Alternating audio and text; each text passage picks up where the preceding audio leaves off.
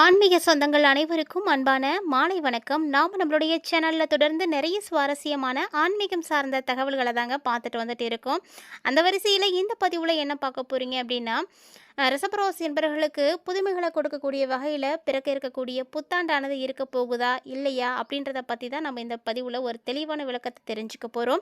வீடியோக்குள்ளே போகிறதுக்கு முன்னாடி நீங்கள் நம்ம சேனலை சப்ஸ்கிரைப் பண்ணாமல் இருக்கீங்க அப்படின்னா மறக்காமல் சேனலை சப்ஸ்கிரைப் பண்ணிக்கோங்க. கூடவே பக்கத்தில் இருக்கிற பெல் சிம்பிளையும் கிளிக் பண்ணிக்கோங்க.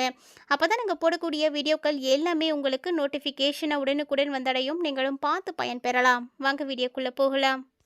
புத்தாண்டு 2026 பிறக்கிறதுக்கு இன்னும் ஒரு சில நாட்கள் தாங்க இருக்குது. இருந்தாலுமே கூட இந்த ஆண்டு எப்படி இருக்கும் அப்படின்னு எல்லா ராசிக்காரர்களுமே எதிர்பார்க்கறது உண்டு.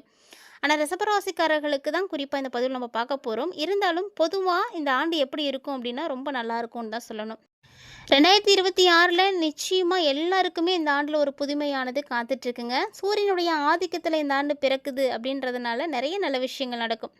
அதாவது சூரியனுடைய நட்சத்திரமாகிய கார்த்திகை நட்சத்திரத்தில் தான் புத்தாண்டு வந்து பிறக்குது. ஸோ பாரபட்சம் இல்லாமல் ஒளியை தரக்கூடிய சூரிய பகவான் எல்லாருக்குமே நன்மைகளை வந்து கொடுப்பார் அப்படின்னு தான் சொல்லணும். ஸோ எல்லாருக்குமே ஒரு நல்ல ஆண்டாக இருக்கும். எல்லாருமே வந்து பிரார்த்தனை செய்துக்கோங்க. ஸோ கஷ்டங்கள் தீரக்கூடிய ஒரு வருடம். எப்படினாலும் எல்லா ராசிக்காரர்களுக்குமே ஏதாவது ஒரு வகையில் ஒரு கஷ்டம் தீர்ந்து ஒரு படி வந்து முன்னேற்றத்தை தான் நீங்கள் பார்ப்பீங்க. அப்படி தான் இந்த 2026 வந்து இருக்க போகுது. நிறைய பேர் பார்த்தீங்கன்னா இந்த 2026 சொந்தமாக தொழில் தொடங்குறதுக்கான அமைப்புகள்லாம் இருக்குது. அதாவது இந்த ஆண்டில் அப்படி ஒரு அமைப்பு சூரிய பகவானால் கிடைக்க போகுது.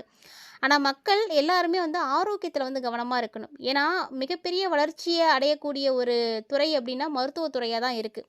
ஸோ மருத்துவத்துறை அதிகரிக்க ஆரோக்கியத்தில் மக்கள் பாதிப்படைகிறாங்க அப்படின்றது தானே உண்மை. ஸோ ஆரோக்கியமாக இருக்கிறதுக்கு இயற்கை வழி சார்ந்த உணவுகளை சாப்பிடுங்க. இயற்கை வழியில் உருவாகக்கூடிய வளர்க்கப்படக்கூடிய கீரைகள், காய்கறிகள், பழங்கள் அப்படின்னு நிறைய விஷயங்களை எடுத்துக்கோங்க. ஸோ செயற்கை முறையில் வளரக்கூடிய விஷயங்களை நிறைய தவிர்க்க பார்த்தீங்க அப்படின்னா இந்த ஆண்டு ரொம்ப நல்லாவே இருக்கும். அதே போல் 2026 புத்தாண்டில் எந்த துறைகளில் நீங்கள் இன்வெஸ்ட் பண்ணலாம் அப்படின்னா, தயங்காமல் கண்ணை மூடிக்கிட்டு நீங்கள் தங்கத்தில் முதலீடு செய்யுங்க. அது வந்து உங்களுக்கு மிகப்பெரிய ஏற்றத்தை கொடுக்கும். அதே மாதிரியே தான் நிலத்தில் நீங்கள் பணம் போட்டிங்க அப்படின்னாலுமே உங்களுக்கு அது வீணாக போகாது. திருக்கணித பஞ்சாங்கத்தின்படி சனி பகவான் ஏற்கனவே மீனராசியில் இருக்கிறாரு. ஸோ இந்த ஆண்டு ஜூன் 2ஆம் தேதிக்கு அப்புறமா குரு பயிற்சி நடக்க போகுது. டிசம்பர் 5ஆம் தேதிக்கு அப்புறமா ராகு கேது பயிற்சி இருக்குது. இந்த 2 முக்கியமான கிரக பயிற்சிகள் இந்த ஆண்டில் வந்து நடக்க போகுது. குரு பகவான் பார்த்தீங்கன்னா உச்சமடைந்து கடகத்துக்கு வராரு. உச்சமடைந்த குரு பகவான் மீண்டும் அக்டோபர் 31ஆம் தேதி அன்னைக்கு சிம்மராசிக்கு வந்து வரப்போகிறாரு. ஸோ இந்த ஆண்டு பார்த்தீங்கன்னா ரிஷபராசிக்காரங்களுக்கு ஆசைகள், கனவுகள் எல்லாருமே வந்து பூர்த்தி பண்ணக்கூடிய வகையில் தாங்க இருக்குது. அதை பற்றி தான் நம்ம தெளிவாக இந்த பதிவில் பார்த்து தெரிஞ்சுக்க போகிறோம். ரிஷபராசி நேயர்களை பொறுத்த வரைக்கும் உங்களுக்கு யோகாதிபதியினுடைய நட்சத்திரத்தில் 2026 பிறக்க போகுது. ஸோ எல்லா விதமான நன்மைகளுமே கண்டிப்பாக உங்களுக்கு வந்து கிடைக்கும். அதாவது ஆண்டினுடைய தொடக்கமே வந்து உங்களுக்கு ரொம்ப அற்புதமாக இருக்குன்னு தான் சொல்லணும். ஏன்னா தொடக்கத்தில் குரு பகவான் ராசிக்கு 2வது வீட்டில் அமர்ந்திருக்கிறாரு.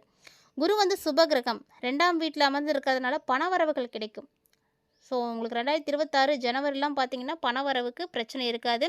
வர வேண்டிய தொகையெல்லாம் கைக்கு வந்துடும். பாக்கி இதெல்லாம் எதுவுமே இருக்காதுங்க. கடன் கொடுத்துருந்தீங்க அப்படின்னா கூட வசூல் பண்ணிடலாம். ஸோ இந்த மாதிரி வரா கடன் கூட வந்துடும். அந்த மாதிரியான ஒரு அமைப்பு. செல்வாக்கு வந்து அதிகரிக்க ஆரம்பிக்கும். எங்கே போனாலும் இந்த ஆண்டு வந்து நீங்கள் ஜெயிச்சு காட்டுவீங்க. ஸோ எந்த ஃபீல்டாக இருந்தாலும் நீங்கள் இறங்கி வந்து செயல்படலாம். எல்லாத்துலேயுமே உங்களுக்கு வெற்றிகள் உறுதுணையாக கிடைக்க போகுது. பாதியிலே நின்று போன விஷயங்களை கூட இந்த வருடத்தில் நீங்கள் செஞ்சு முடிக்கலாம். ஸோ ரொம்ப அட்டகாசமான ஒரு அமைப்பு கிடைக்கும். தொழிலில் முதலீடு செய்திருக்கக்கூடியவர்களுக்கெல்லாம் திடீர்னு வருமானம் வரும். திடீர்னு பார்த்தீங்கன்னா தொழில் நல்லா நடக்கும். தொழில் இது வரைக்கும் நல்லாவே நடந்திருக்காது. ஆனால் இந்த வருடம் பிறக்கும் பொழுதே உங்களுக்கு ரொம்ப அற்புதமாக வந்து தொழில் நடக்க ஆரம்பிச்சிடும். ஸோ அதெல்லாம் வந்து நீங்கள் 2026 ஸ்டார்டிங்லேயே வந்து பார்த்துருவீங்க. ஏன்னா இது உங்களுக்கு காரணம் யாருன்னா சனி பகவான் ரொம்ப ரொம்ப பக்கபலமாக இருக்க போகிறாரு. சனி பகவான் எங்கே அமர்ந்திருக்கிறாருன்னா லாபஸ்தானத்தில் அமர்ந்திருக்கிறாரு. சனி பகவான் லாபத்தில் அமர்ந்திருக்கும் பொழுது உங்களுக்கு நிச்சயமாக லாபத்தை கொடுப்பார். ஏன்னா சனி கொடுக்க எவர் தடுப்பார் அப்படின்ற மாதிரி தாங்க. சனி பகவான் நிறைய விஷயங்களை வந்து செய்ய தயாராக இருக்கார். அதாவது தொலைநோக்கு சிந்தனையோடு நீங்கள் இந்த ஆண்டில் வந்து முதலீடுகள் செய்வீங்க. எப்போ பண்ணலாம், எதில் பண்ணனா நமக்கு நல்ல வெற்றி கிடைக்கும், நல்ல வந்து இன்வெஸ்ட்மெண்ட்டாக இருக்கும் அப்படின்றதெல்லாம் நீங்கள் சிந்தித்து அந்த தொலைநோக்கு பார்வையோடு நீங்கள் வந்து செயல்பட போகிறீங்க. ஸோ இந்த ஆண்டில் முதலீடு நீங்கள் செஞ்சீங்க அப்படின்னா ரொம்ப நல்ல மாற்றம் கிடைக்கும். வீடு வாங்கலாம், மனை வாங்கலாம், சொத்துக்கள் வாங்கலாம். இதுக்கான அமைப்பெலாம் இருக்குது. இதெல்லாம் நீங்கள் வாங்குறீங்க, இதெல்லாம் இன்வெஸ்ட் பண்ணீங்க அப்படின்னா கூட உங்களுக்கு எந்த லாஸும் ஆகாது. நான் உங்கள் ராசிக்கு 8வது வீட்டில் செவ்வாய் மறைந்திருக்கிறாரு. ஸோ செவ்வாய் மறைந்திருக்கக்கூடிய நேரத்தில் தான் இந்த புத்தாண்டு வந்து பிறக்குது. அதனால் வண்டி வாகனங்களை போகிறீங்க அப்படின்னா மட்டும் கவனமாக இருங்க. ஸோ வண்டி வாகனங்கள் தான் எனக்கு தொழிலே அப்படின்னா நீங்கள் இன்னும் கவனமாக இருக்கணும். ஏன்னா நம்ம திடீர்னு நல்லா தான் இருப்போம், வண்டி எடுத்துகிட்டு வெளியில் போவோம். திடீர்னு பார்த்திங்கன்னா ஏதாவது விபத்துக்கள் நடக்கும். ஸோ அதுக்கு என்ன பண்ணணும் அப்படின்னா ரொம்ப கவனமாக இருக்கணும். அதிகமாக வந்து வண்டி வாகனங்களை வந்து இயக்காதீங்க. ஸோ இந்த விஷயத்தெல்லாம் நீங்கள் பார்த்து கவனமாக இருக்கணும். ஒரு சில ரிஷபராசிக்காரங்களுக்கு இந்த ஆண்டு பிறக்கும் பொழுதே உங்களுக்கெல்லாம் வெளிநாடு போகிறதுக்கான அமைப்பு இருக்குது.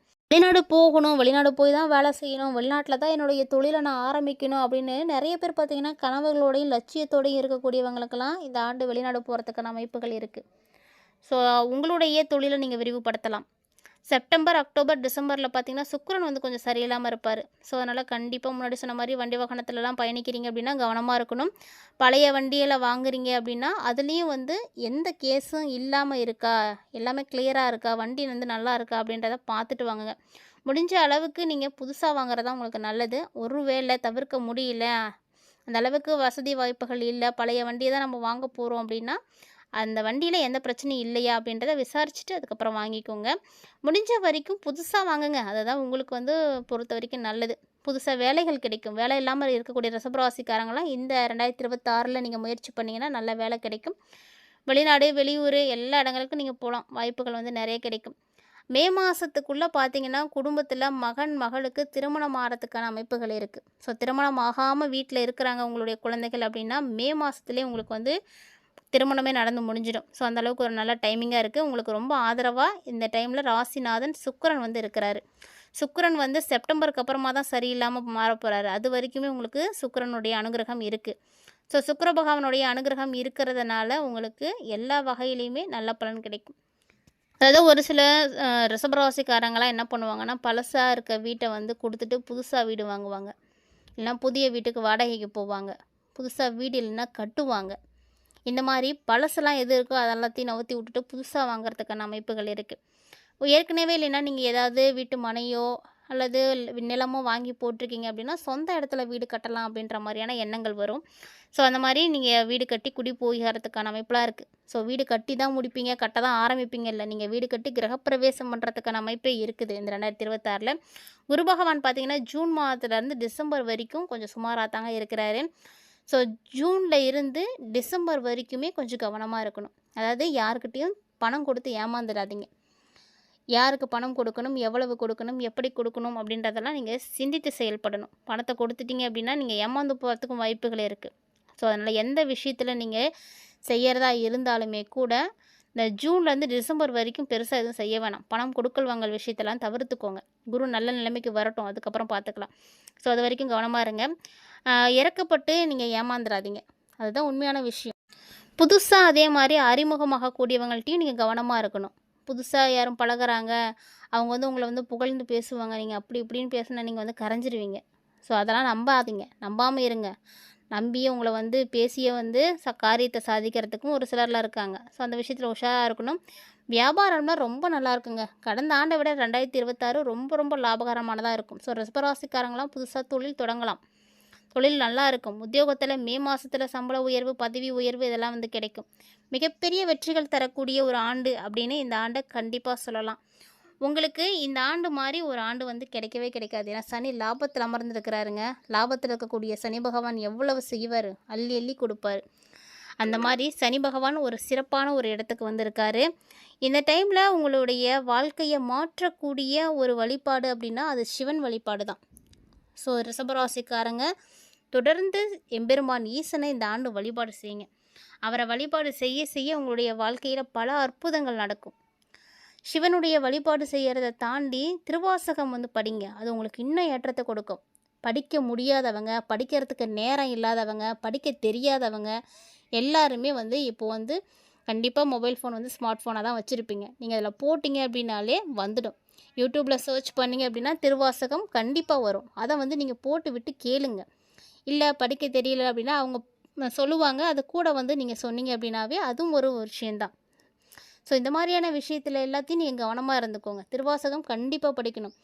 திருவாசகம் படிக்கிறதோட மட்டும் இல்லாமல் பிரதோஷத்தில் விரதம் இருங்க. பிரதோஷம் பார்த்திங்கன்னா மாதத்துக்கு 2 முறை வரும். வளர்பிறையில் ஒரு பிரதோஷம், தேய்பிறையில் ஒரு பிரதோஷம் வரும். ஸோ இந்த பிரதோஷ நாளில் நீங்கள் விரதம் இருந்தீங்க அப்படின்னா இன்னும் உங்களுக்கு நன்மைகள் கிடைக்கும். விரதம்லாம் என்னால் இருக்க முடியாதுங்க அப்படின்றவங்க, எந்த ஒரு வழிபாடும் என்னால் செய்ய முடியாது, கோவிலுக்கு கூட போக முடியாது, நான் அப்படிப்பட்ட ஒரு இடத்துல இருக்கேன் அப்படின்னு சொல்லக்கூடியவங்களாம் கவலைப்படாதீங்க. உங்களுக்கு கூட இருக்கக்கூடியவங்களோ, பக்கத்தில் இருக்கக்கூடியவங்களோ, இல்லை ரோட்டில் போகிறீங்க, நிறைய பேர்த்த வந்து பார்க்குறோம் நம்ம. ஸோ இந்த மாதிரி கோவில் பக்கத்துலலாம் பார்த்திங்கன்னா நிறைய யாசகர்கள் இருப்பாங்க. அதில் பார்வையற்றவர்களாக பார்த்து நீங்கள் தானம் செய்யுங்க. ஸோ அவங்களுக்கு நீங்கள் கொடுக்கக்கூடிய தானம் உங்களுக்கு மிகப்பெரிய அனுகூலத்தை ஏற்படுத்தும். குறிப்பாக நீங்கள் கொடுக்கக்கூடிய தானம் நிறைய பொருட்களை வந்து கொடுக்கலாம். ஆனால் பேரிச்சம்பழம் வாங்கி தானமாக கொடுங்க. இந்த ஆண்டு பேரிச்சம்பழம் வாங்கி நீங்கள் யாருக்கெல்லாம் தானம் கொடுக்க விரும்புகிறீங்களோ தானம் கொடுத்தீங்கன்னா உங்களுடைய வாழ்க்கை ரொம்ப சிறப்பாக இருக்கும். மறக்காமல் இந்த எளிமையான விஷயத்தை வந்து ட்ரை பண்ணுங்கள். இந்த ஆண்டு உங்களுக்கு ரொம்ப அற்புதமாக இருக்கும். ஸோ இந்த ஆண்டு எப்படி இருக்க போகுது அப்படின்றத ரிஷபராசிக்காரங்க எல்லாருமே தெளிவாக பார்த்து தெரிஞ்சிட்டு இருந்திருப்பீங்கன்னு நினைக்கிறேன். வீடியோ உங்களுக்கு பிடிச்சிருந்ததுன்னா லைக் பண்ணுங்கள், ஷேர் பண்ணுங்கள், மறக்காமல் கமெண்ட் பண்ணுங்கள். மேலும் இது போல் பல இன்ட்ரெஸ்டிங்கான தகவல்களை தொடர்ந்து நீங்கள் பார்க்கணும் அப்படின்னு ஆசைப்பட்டீங்கன்னா மறக்காமல் நம்ம சேனலை சப்ஸ்கிரைப் பண்ணிக்கோங்க, ஃபாலோ பண்ணுங்கள். மேலும் நம்மளுடைய சேனலில் கொடுக்கப்படக்கூடிய எளிமையான ஆன்மீகம் சார்ந்த பரிகாரங்களையும் செய்து பயன்பெறுங்க. மீண்டும் மற்றும் ஒரு சுவாரஸ்யமான ஆன்மீக தலைப்பில்